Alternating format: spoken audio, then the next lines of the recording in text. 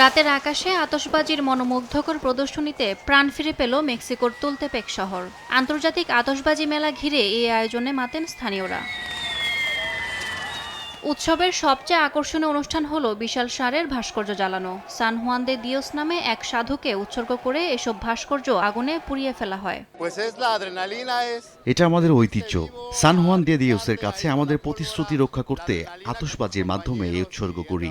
এটা বিপজ্জনক, কিন্তু সফল হলে তা অসাধারণ আনন্দের।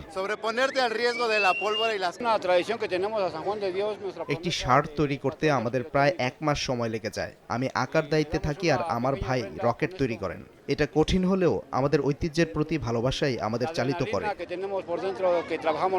বহু বছরের ঐতিহ্য বহন করছে এই উৎসব। 1988 সালে মেক্সিকো সিটির একটি বাজারে ভয়াবহ আগুন লাগার পর আতশবাজির ওপর নিষেধাজ্ঞা দেওয়া হয়, কিন্তু স্থানীয়দের জীবিকা এবং সংস্কৃতির অংশ হওয়ায় পরের বছর থেকে আবারও এই উৎসব আয়োজন শুরু করে তুলতেপেক প্রশাসন। এবছরের উৎসব শুরু হয়েছে 28 ফেব্রুয়ারি, চলবে 23 মার্চ পর্যন্ত। তুলতেপেক এখন রং, আলো আর আতশবাজির ঝলক আর উন্মাদনায় মোড়ানো রোমাঞ্চের শহর। আগুনের খেলায় বিপদের ঝুঁকি থাকলেও ঐতিহ্য আর বিশ্বাসের টানে প্রতি বছর এমনই আলো ঝলমলে উৎসবের সাক্ষী হয় শহরটি।